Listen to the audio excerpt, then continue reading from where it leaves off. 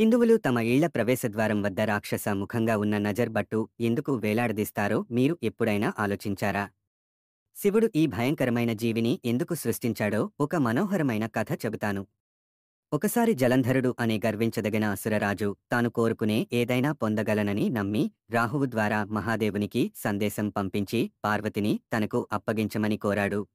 అంతటి అందాన్ని కలిగిన మహిళను శివుడు లాంటి తపస్సులో లీనమై ఉన్న వ్యక్తికి అర్హుడు కాదని ధైర్యంగా అన్నాడు. ఇది విన్న శివుడు కోపోద్రిక్తుడయ్యాడు. ఆయన తన మూడవ కంటి నుండి ఒక శక్తిని విడుదల చేశాడు. ఆ శక్తి నుండి ఒక సింహాన్ని పోలిన భయంకరమైన జీవి ఉద్భవించింది. ఆ జీవి వెంటనే రాహువుపై దాడి చేసింది. భయపడిన రాహువు శివుని క్షమించమని వేడుకున్నాడు. శివుడు దయచూపి ఆ జీవికి ఆదేశాలు ఇచ్చాడు. ఆ జీవి తన ఆకలిని తీర్చుకోవడానికి ఏమి తినాలో శివుని అడిగింది.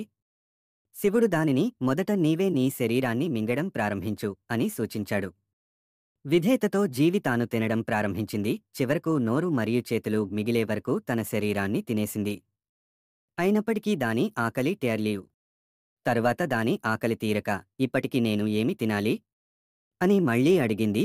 అప్పుడు శివుడు దానిని దురాశ, అసూయ, స్వార్థం, అనురాగం లాంటి మానవలోపాల్ని తిను అని ఆదేశించాడు. ఆ జీవి తన పాత్రతో సంతృప్తి చెంది శివుడు దానికి కుతిముఖ అనే పేరు పెట్టాడు.